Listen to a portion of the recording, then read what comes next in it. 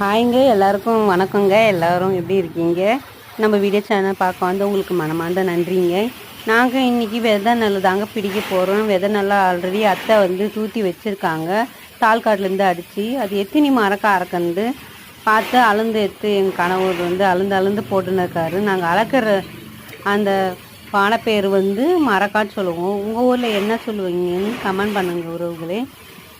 மொத்தம் எண்ணி போது 12 மரக்காய் இருந்தது. என் வீடியோ பிடிச்சிருந்தா லைக் பண்ணுங்கள் உறவுகளே, கமெண்ட் பண்ணுங்கள். ஓகே, நன்றிங்க.